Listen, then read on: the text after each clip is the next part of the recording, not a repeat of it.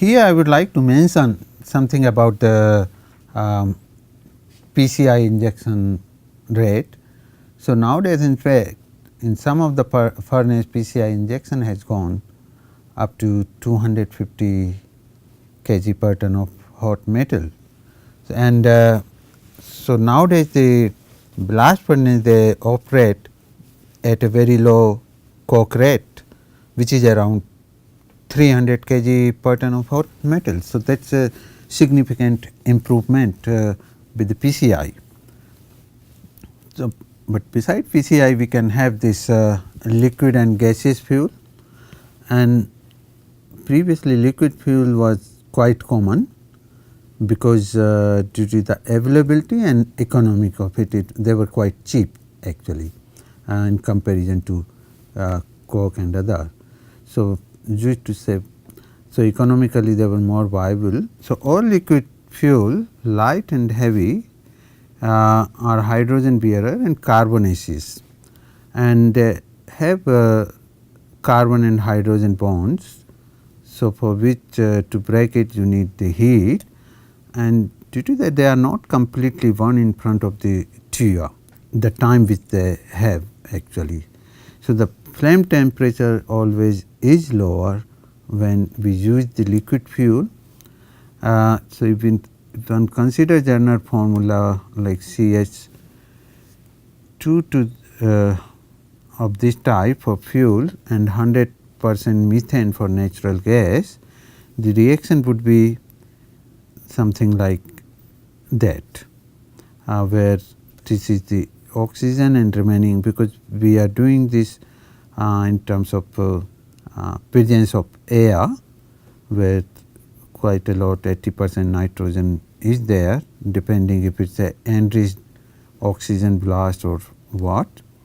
So, you can write the balance equation and enthalpy for the reaction for natural gas, which is mostly comprising with methane. Similarly, you can write this equation where hydrogen and CO is forming. Look at this product. The product actually is CO and hydrogen. So, this is highly reducible. So, reducing power of this is increasing due to the hydrogen, and hydrogen is much more stronger reducing agent than carbon monoxide. So, the flame temperature of some of the fuels is given here. So, flame temperature is very important. Usually it is around between 2000 to 2200, that is the aim to keep it. So, but depending on the other condition. So, if the blast gas temperature is about 900 and oxygen, so which is just a normal air, and carbon is the fuel. So, let us say just only PCI injection is there, then your flame temperature would be around 295. Now, instead of carbon, if you are using fuel oil, see how much decrease in the flame temperature, very low. And natural gas, it is even lower, carbon gas is even lower. So, probably these are not even correct to use it, that may probably create more problem, more volume and things in the blast furnace. So, one has to look at the whole chemistry and the volume of it, and then must use the right combination or right fuel. And when you increase the this blast temperature, you can see the flame temperature of all of those increases, but again the flame temperature of natural gas when using natural gas as a fuel or carbon gas is hardly reaches more than 800 or like that. So, these are really not a very good choice for the fuel. They can be combined with some other. So, many times you use the oxygen rich blast, which usually increase the flame temperature. Fuel oil is okay. So, this gives an idea about the flame temperature. So, flame temperature, that is the highest sort of temperature which is prevailing in the raceway region or in the cavity region, and that is where the flame temperature comes into picture. Now, we talked about the preheating blast temperature, blast air. So, this is about the, if you do not preheat, then to combust 1 kg coke, you need actually 5 kg of air. That is a huge volume. And remember, in this 5 kg of air, 80% is your nitrogen, which takes away your sensible heat and other thing, and it increases the fuel rate, the coke rate, and which really you do not want. So, it is always good to heat the blast air for reducing the coke rate and efficient burning of the coke. So, air is preheated, and considering the complete combustion of coke at 1400 degrees Celsius, one can again write the chemical equation for that. And if normal air blast, because it had 21% oxygen, so that then one can get the moles of nitrogen. This gives the volume about 4.44 normal meter cube per kg of carbon, and a tear gas volume comes to this. So, volume also reduces in that way, and this tells you how you can get the flame temperature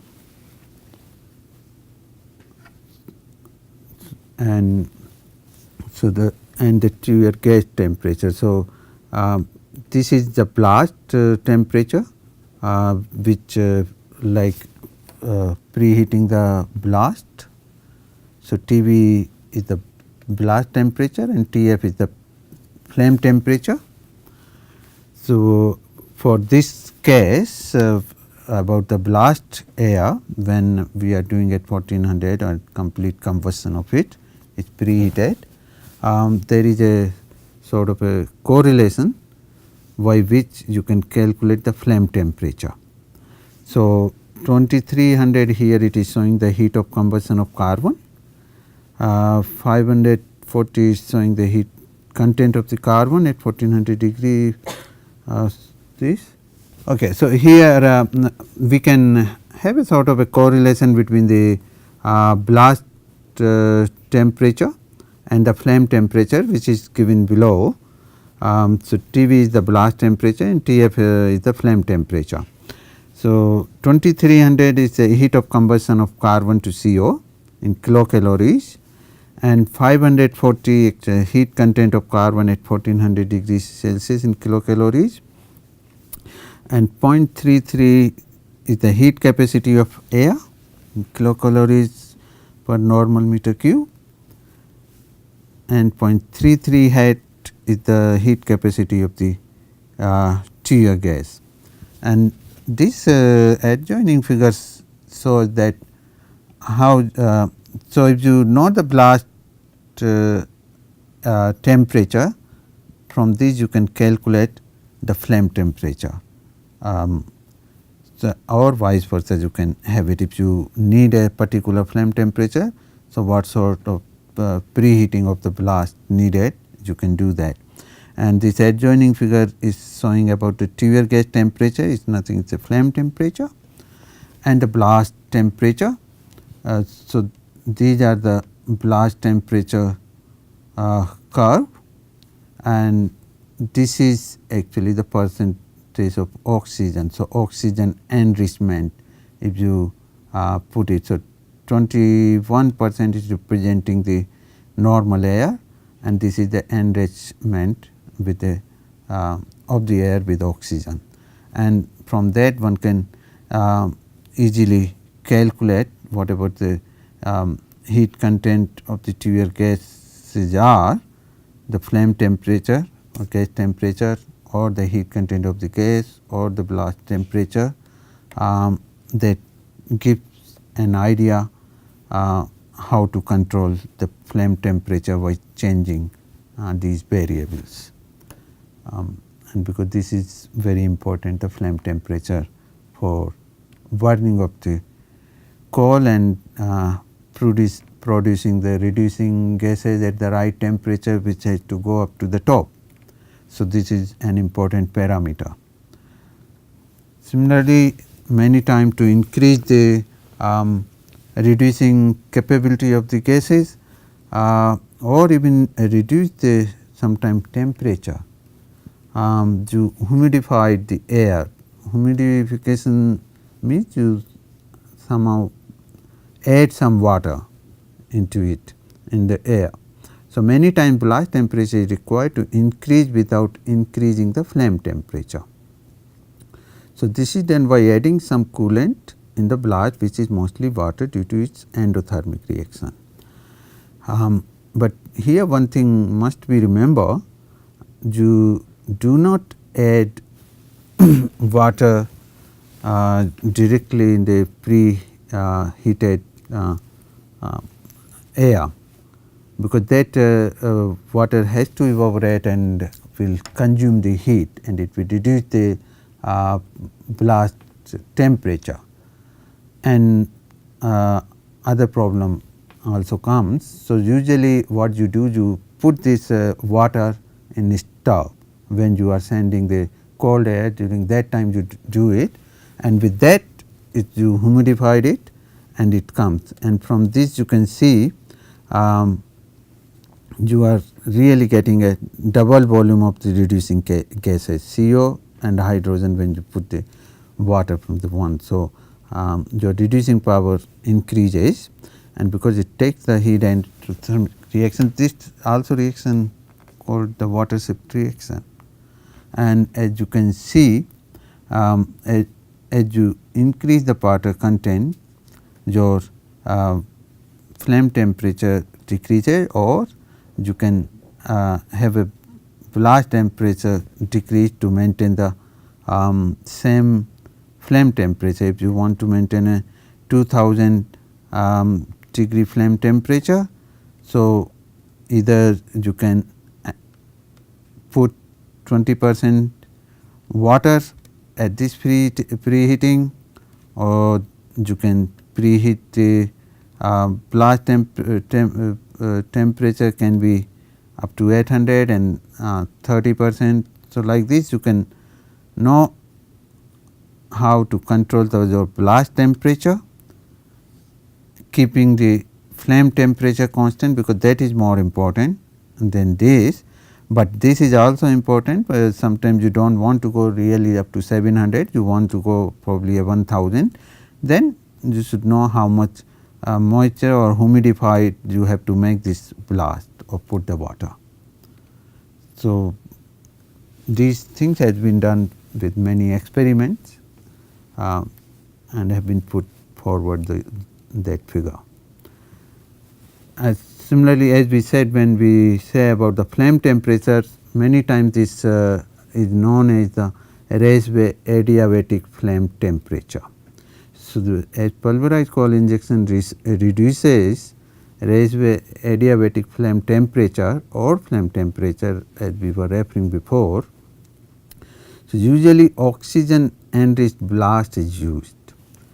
To calculate the RAFT, which is nothing the short form of raceway adiabatic flame temperature, following formula empirical correlation has been proposed, and all the units actually are in SI.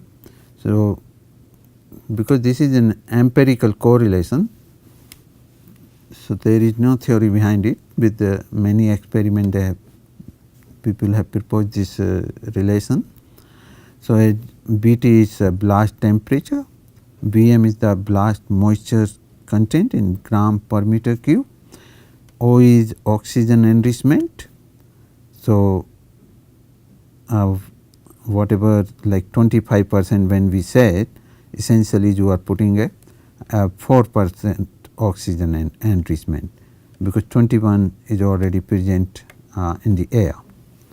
Similarly, this is WC is the wind consumption. So, coal per wind consumption in meter cube per ton hot metal. Similarly, the oil, dry oil injection rate divided with the wind consumption.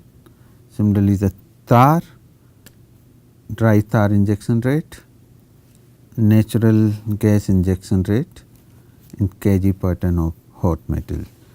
So, based on this, one can roughly calculate what would be the flame temperature. If one is not using natural oil or something, then certainly this term will become 0. So, one should not consider this one. Now, how to use this one? One example is given here. So, suppose the blast temperature in a blast furnace is 1000 degrees Celsius and its moisture content is 10 gram per meter cube. The blast volume of 7000 meter cube Tp per minute is entering through the tube.